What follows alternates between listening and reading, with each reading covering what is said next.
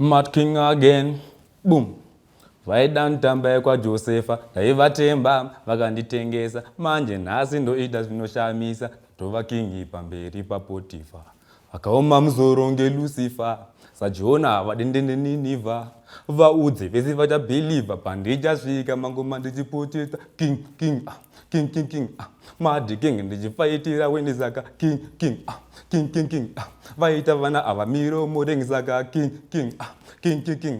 Mad King ndichifaitira wendisaka king Mad King ndichifaitira when a 5 a 10 a 15 20 oh ja bless me I know money case nongoregedzera anditarise face ndorova forward andidzoke reverse a left a right ando manager white inise mugadi ndinoshanda overnight amonga nigoni motokoko giant andimakanyanya buddhas muli blind king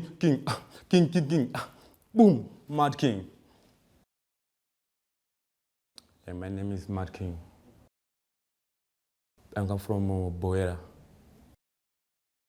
Like some man to sing in Bulawayo, so thing it pa in studio that never will.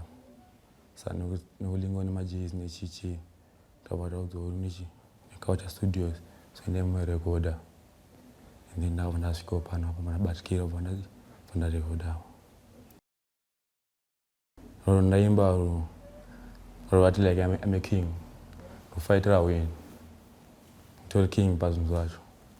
And then the fight her win Bazumzaj.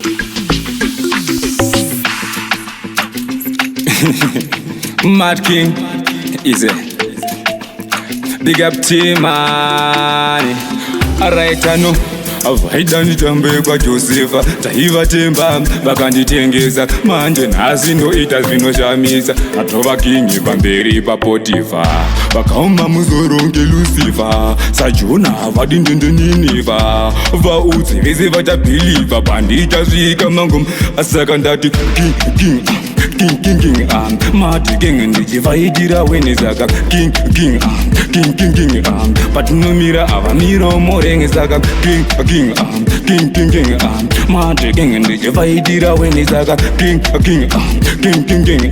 patinomira ava miro tatandikati 5 a 10 a 15 20 oh ja bless me I know money case ndongoregedzera anditarise face ndorova forward andidzoke saka ndikati left a right ando manager white ainise mukati ndinoshanda overnight amonga ndigoni motokoko giant andimakanyanya buddhas muli blind saka king orinava kuzvikira sarungano akunyambira ndodaga wenya savangano atarisa pauma pakatodzinga mapano